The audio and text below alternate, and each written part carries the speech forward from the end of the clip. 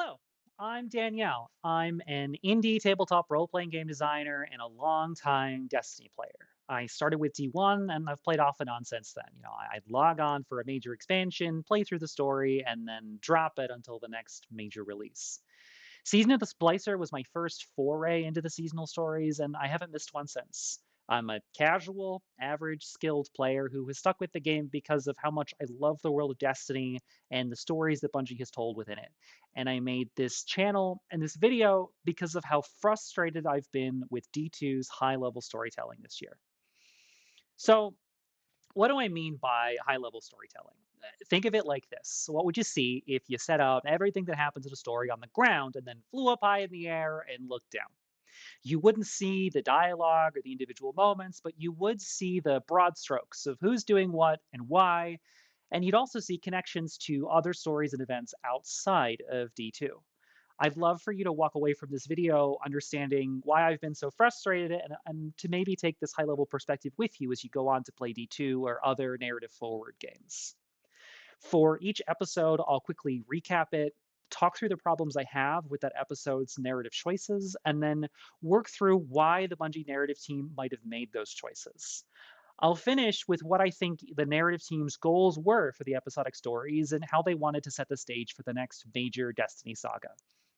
And before we get started, I do want to mention that the low level storytelling, the dialogue, the character beats, etc., have been great all year. I'm not just here to dump on the narrative team, but to criticize some of their high level choices and express some of my concerns. All right, let's get into it. Episode Echoes.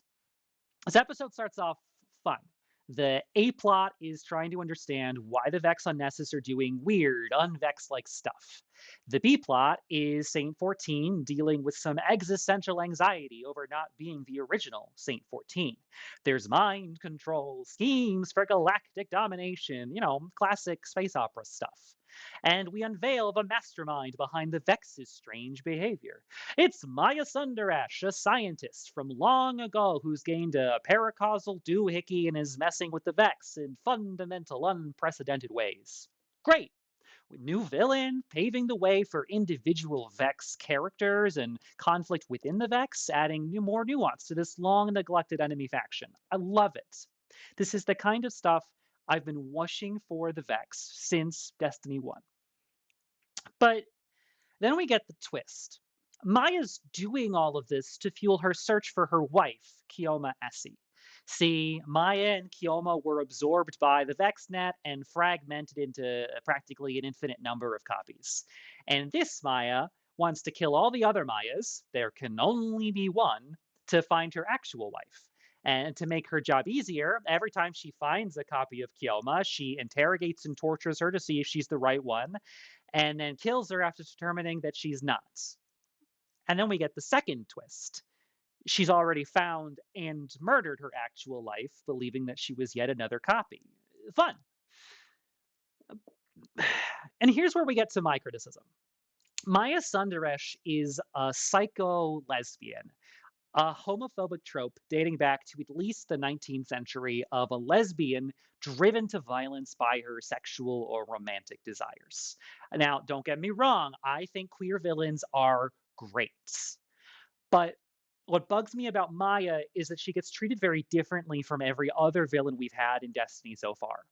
Maya is the first antagonist whose romantic pursuits take center stage. Once her identity is revealed, we spend a full third of the episode story unpicking how her obsession over finding her wife drives her to do horrific things to said wife. Having this queer woman's villainy stem from her romantic relationship feels not great. Our other antagonists typically have specific political goals. Gaul wanted to claim the power of the traveler. Callus wanted to have endless luxury. Aramis wants justice for her people. Savathun wants to eat hot chip and lie. Okay, maybe Savathun is less of a good example here. She's complicated. We'll talk about her in a bit. But Maya is very simple. She wants to kill every other version of her and her wife and assimilate everything within the Vex. I I guess these things are related. Now, why did the narrative team decide to go in this direction for this episode story? The simplest answer is that they didn't step back from what they were writing to think about how it looks outside the immediate context of Destiny 2, an argument I'll come back to later in this video. See, there are a couple of obstacles standing between Maya Sundaresh as previously presented in the game and Maya Sundaresh becoming the new Vex antagonist.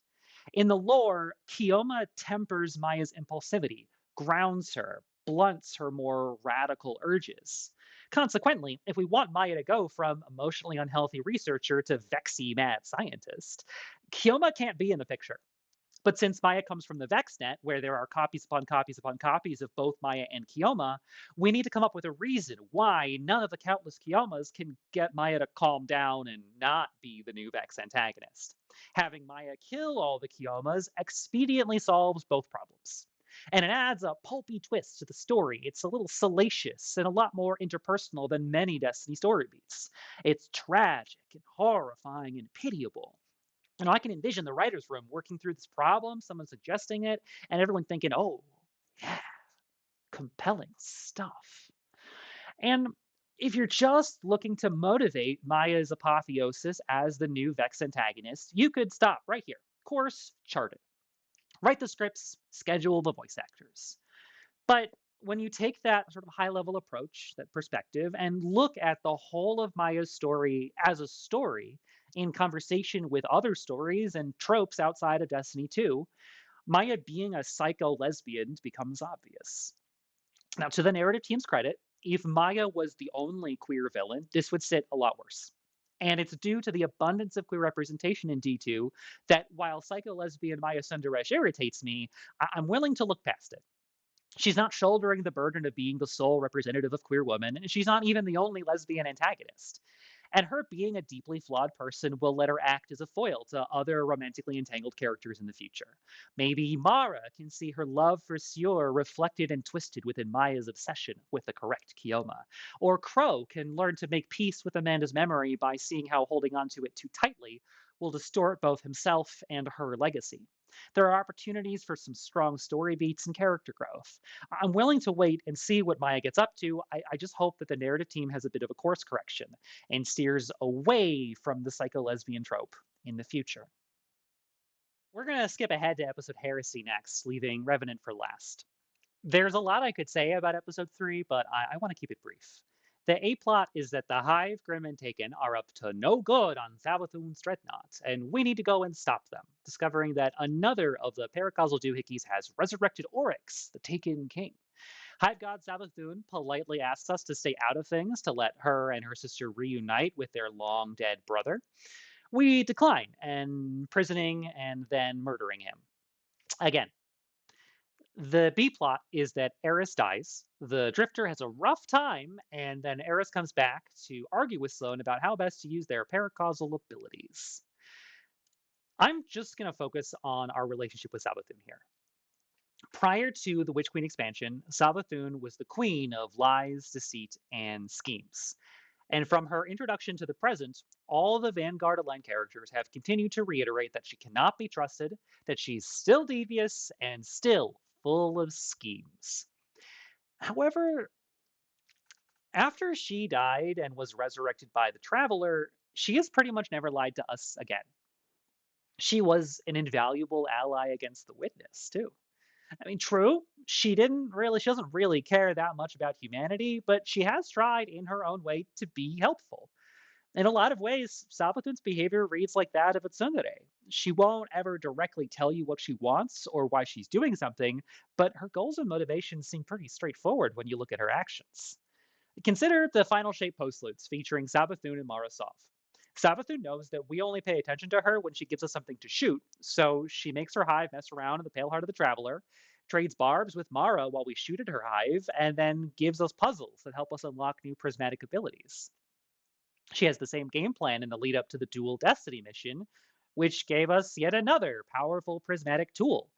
In the Final Shape, Savathun directly contributes to our power more than any other character in the game except the Traveler itself. Why does she do this? Aren't we enemies? I mean, well, by the end of the Final Shape campaign, Savathun has achieved every one of her major goals. She's free of her worm, The traveler is safe, and the witness is no longer a threat. I think it's reasonable to conclude that she wants to hang out and celebrate, and does so by giving us targets to shoot at while she talks to us. I mean, certainly she can't just stop by the tower. I mean, given that her only other strong relationship is with Zivu Arath, who is functionally a toddler with godlike power and was allied to the witness, it makes sense that she would want to spend time with us, the closest thing she has to an equal, and possibly the closest thing she has to a friend. Then we get to episode Heresy and discover that Oryx has kind of come back to life. Savathun's long dead brother, who we killed, by the way, back and full of spicy, heretical opinions. Oh. For this dramatic reveal, we see Zivu, Savathun, and Oryx together for the first time in many, many years. And Savathun asks us to let them handle things. It's family business. However, the Vanguard decides to use the same logic the Bush administration used to justify the Iraq War. Oryx is probably up to bad things, and even though we don't know exactly what that might entail, we had best invade just to make sure. And our incursions lead us to sabotage Savathun and Zivu Arath's relationship and kill Oryx again, destroying all the goodwill we had built up with Savathun until this point. Dick move, Vanguard. So, how did the status quo change due to the episode Heresy story? I mean, well, a lot of things changed and then were reset. You know, Eris dying and then coming back, Oryx coming back and then dying. The only change that's stuck is that Savathun is back to hating the Vanguard, more or less where she was during Shadowkeep 5 years ago. Her entire character arc since then and her relationship with us have both been reset to something simple and uncomplicated. Savathun hates us and is bad. We are good, and we need to thwart her at all costs. And I think this reset squanders the feisty, compelling rapport Savathun has developed with a lot of the main cast, replacing it with something simpler, sure, but also less interesting. Only the narrative team knows what happens next. But between feeling like a real asshole for the first time while playing through the Destiny 2 story and being worried that some of my favorite character dynamics in the game have been written out of it, I'm struggling to be excited to see the Hive featured again in the future. Okay. Before I can talk about episode Revenant and how they eviscerated my girl Aramis and the dynamic integrity of the Elixni as a narrative faction, we need background on Aramis, Mithrax, the Elixni, and their relationship to humanity. Courtesy warning, genocide. Strap in. Okay. Before we had the Traveler, it patronized the Elixni homeworld Reese. It fled when the Witness showed up, leaving the Elixni unprotected against the might of the Black Fleet. The devastation of Reese and the conflict that followed is called the Whirlwind. It was a bad time. The survivors left Reese behind and followed the Traveler to our solar system, fragmented into small communities and constantly starved of ether, a substance vital to Elixni life and artificially produced by their servitors. The Elixni are a diasporic people, expelled from their homeland and trying to survive in the shadow of humanity. Mithrax is the leader of House Light, the only Elixni community to have made a formal peace with the Vanguard. They live in the last city alongside humanity, and Mithrax encourages his followers to assimilate into human culture, to learn human languages, learn human customs, and not dwell on the whirlwind and everything that followed. They live in relative security, protected by the Vanguard. But Mithrax's assimilation has a tangible cost.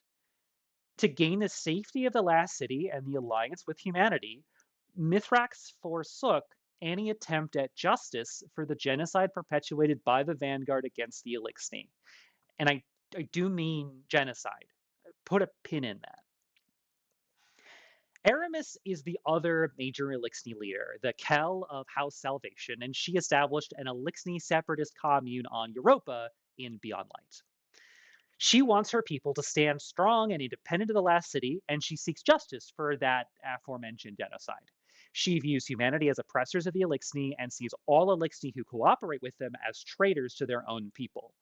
To maintain her pursuit of justice and separateness from humanity, Aramis has forfeited her people's safety and security. After her agitation on Europa and Beyond Light, the Vanguard invaded and dismantled her community, leaving her house homeless again. She and the survivors sought refuge with the Witness, who treated them as pawns and playthings. But she never stopped trying to hold the Vanguard accountable. I think that it's easy to dismiss Aramis as a fringe radical who unreasonably holds a grudge for the Vanguard, and she's certainly been written that way sometimes. But she's not misinformed or inaccurate in her criticisms of the Vanguard. Let's take out that pin we put in the genocide, shall we? The UN Convention on the Prevention and Punishment of the Crime of Genocide narrowly construes what genocide is. You need, quote, the intent to destroy, in whole or in parts, a national, ethnical, racial, or religious group as such, end quote, as well as one of the 5 listed types of action to execute that intention: killing members of the group, inflicting physical or mental harm on members of the group, deliberately altering the group's material circumstances to bring about their physical destruction, preventing births within the group, and forcibly taking children from that group and giving them to another one. Additionally, the UN definition explicitly calls out that even if 2 groups are at war, one group can still commit genocide against the other. Let's apply the UN definition to the classic strike, the Devil's Lair. Zavala, head of the Vanguard, gives us our mission briefing as we load into the strike. The fallen will continue to claw at the walls of our city unless we strike them down. Beneath the ruins of the Cosmodrome, in the shadow of an old colony ship, we've located the House of Devil's Lair and the High Servitor feeding them their strength. We must destroy this machine god and send their souls screaming back to hell. Man, that's some good writing. The explicit goal of this mission is to smite this group of Elixni by destroying their servitor because it feeds them. To say this another way, we are targeting an Elixni subgroup, the House of Devils, with the intent to exterminate them by destroying their food supply. That is genocidal intent and genocidal action. The Devil's Lair strike, by itself, is an act of genocide. If you can believe it, it gets worse. The Elixni are the only enemy faction with non-combatants. Every Hive, Cabal, Vex, Scorn, Taken, and Grim we fight are hostile combatants deployed for military purposes. The Hive sword logic only allows for 2 types of creatures, the strong and the dead. The infant Cabal and Caretakers are kept far away from the front lines, and the Shadow Legion are entirely vat-bred clones. Each Vex is essentially a drone, as until the recent introduction of Maya Sundaresh, there was no possibility of an individual Vex, and therefore a Vex combatant or non-combatant. The Scorn are created from dead Elixni fighters. The Taken pull from the other faction soldiers, and the Grim are the Witness's personal army. But the Elixni are, all of them, refugees trying to survive, salvaging anything they can to make the solar system more hospitable. Most of them are non-combatants. Mechanics, caretakers, infants. And where do we usually find the Elixni? Their homes. Reese Reborn is an Elixni city, full of non-combatants. The Devil's Lair is an Elixni stronghold, also full of non-combatants. And those non-combatants also depend on those servitors to live. So when we invade an Elixni holding and kill all their servitors, we are also starving a bunch of off-screen non-combatants. Cool. Neat.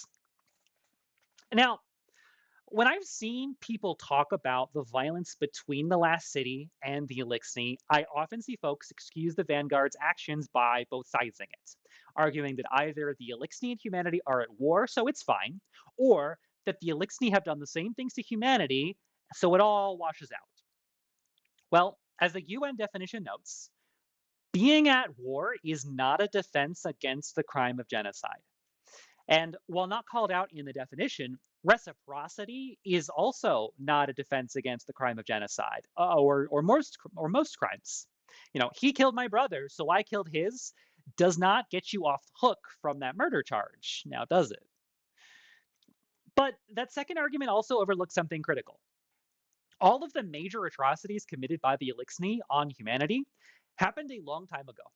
However, while few of the Elixni who participated in those atrocities still live, most of the human aggressors from that time are not only still around, but they live in the last city alongside the Elixni. And most of them don't comprehend that they committed war crimes. During Season of the Splicer, when we first allied with Mithrax and House Light, a major subplot was Saint 14's growing realization that what he had done in defense of the last city, big quotes on that, was wrong, an awareness he gained through working closely with the community that he harmed. And while he has since dedicated himself to atoning for his misdeeds by protecting and uplifting the House of Light, who knows how many Guardians participated in the same war crimes and do not think they are culpable? Like, I don't know, us? Because here we have another war crime. One of the lost sectors in the Tangled Shore was an Elixni dance club. Think like the Cantina in Mos Eisley Spaceport. And for years, Guardians regularly stormed the joint and shot everyone in sight. We regularly stormed the joint and shot everyone in sight. If you stayed hidden after entering the bar, you could hear them play music and watch them dance, and they'd continue to party until they saw you. You kill the bouncer, and then you enter. The twangy music playing as you open fire, and all these people minding their own damn business. Gameplay. Looking at the evidence of just the past few in-game years, Aramis has a point. The Elixir have a right to call for justice, for an acknowledgement that what we have done to them is genocide. But Mithrax has studiously avoided any such confrontation and instead encourages his followers to move away from this past, to avoid any reconciliation or reparative process. This is a necessary compromise. It's hard to prosecute someone for war crimes when they're the ones with all the guns and they know where you live. To Mithrax, justice for all the Elixni we slaughtered in that dance club, all the non-combatants we starved to death from the House of Wolves, and so on, excuse me, House of Devils, and so on, aren't worth endangering the ones still alive and under our protection. Zooming back out to that high-level perspective, Mithrax and Aramis represent two opposing forces that act on diasporic communities: the pull towards assimilation and the pull towards individuation. Too much assimilation, and you lose your cultural memory and identity. Too much individuation, and you cannot find a home alongside other peoples. Do you sacrifice your past or your present? Neither Mithrax nor Aramis are fully correct. As a diasporic people, the Elixni will always shift between these two extremes as they navigate their heritage and their place in the world. Mithrax and Aramis have valid critiques of the other's perspective. Mithrax's pursuit of safety has come at the expense of justice, while Aramis's pursuit of justice has come at the expense of her people's safety. And the tension between these two poles, between Mithrax and Aramis, assimilation and individuation, security and justice, makes the Elixni the most dynamic faction in Destiny 2. Or should I say, made. It's time to talk about Episode Remnant.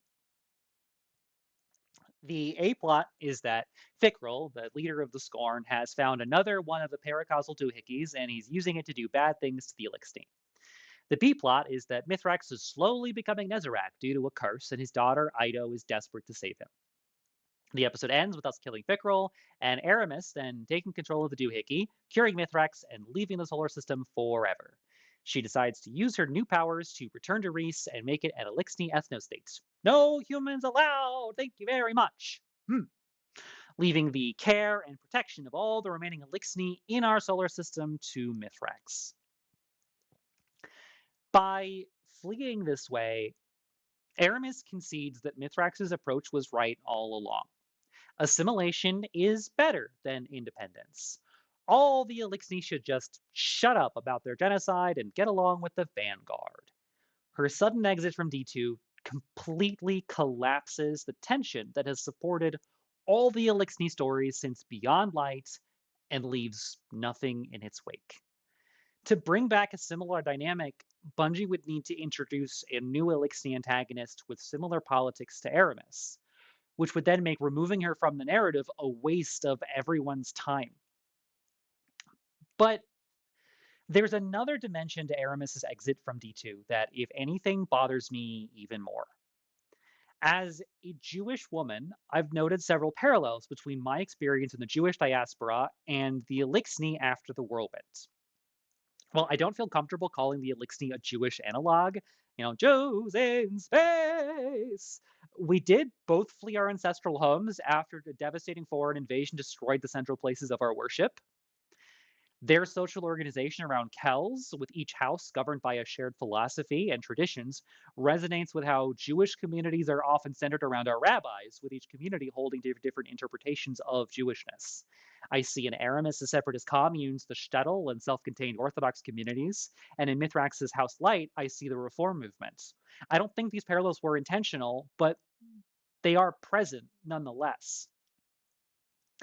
In viewing the Elixni as Jew adjacent, Aramis's new goal of returning to Reese and remaking it into their home of centuries past strongly resembles the Zionist dream after the Holocaust, which led to the creation of the state of Israel, the Nakba, and more. And when that modern state of Israel is perpetuating genocide on the Palestinians of Gaza, for Aramis Ben Gurion to abandon most of her people and go found Elixni Israel is maddening. It's infuriating. Until I reached the end of episode Revenant, I had never been livid at how a story ended. This all prompts the question, how did we get here?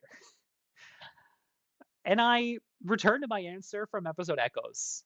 I don't think the narrative team understood what Mithrax and Aramis represented metaphorically. I don't think they saw how how the Elixni might resemble real-world groups, or how in-game justifications might mirror politically fraught, to put it mildly, real-world rhetoric. At least, I hope it is the case that they did not understand it. If they understood those implications and went ahead anyway, that's much worse. Okay. Taking a step back, let's wrap things up by talking about all three episodes together. What did these stories accomplish narratively? Okay, we gained our first proper Vex antagonist with the possibility of more Vex characters. Awesome. Good. We said goodbye to Fikril and Aramis, two of our longest standing antagonists. You know how I feel about Aramis's departure. And we reset our relationship with Savathun back to a very binary, she bad, we good. Boring. Of the 8 enemy factions in the game, 3 of them currently have named antagonists. The Vex, Maya Sundaresh, the Hive, Xivu Arath, and the Lucent Brood, Savathun. Maybe Skolas becomes the new scored antagonist as he was resurrected during Revenant? Hard to say. With the Year of Prophecy beginning in a few days, the Destiny narrative team has scoured away most of our antagonists from the Light and Darkness saga, leaving only the 2 remaining Hive gods, and both of them more closely resemble how they were first introduced to the game than their characterization in the Final Shape expansion. They are clearly laying the groundwork for an all-new Rogues gallery. But the fumbled introduction of Maya Sundaresh doesn't inspire hope that these new antagonists will match what the narrative team has thrown away this past year. We've gone from having nuanced relationships with our antagonists to having very simple, straightforward ones. And I think the narrative team removed all that nuance because it was nuanced. Having antagonists that act counter to expectations or present criticisms of the player's actions might be confusing to newcomers trying to hop on the Destiny 2 soap opera train at the start of this new cycle. And Bungie has made it clear that they want the Year of Prophecy to be a big reset point, a good entry for new players. But I worry that by making our antagonists shallow, the narrative team is pulling a bit of new Coke. The simplicity might attract new players, but also lacks the depth needed to keep them. I want to enjoy the Edge of Fate. I love to be delighted by Renegades. But this year has not given me any signs that the narrative team has a strong grasp of the high level meaning and resonance of the stories they are trying to tell. I've really enjoyed my space soap opera these past few years, but I'm struggling to be excited for this next step. Uh, well, thanks for watching me talk. Uh, you know, let's all have a really good time with the Edge of Fate. You know, I really hope, I really hope that it's good.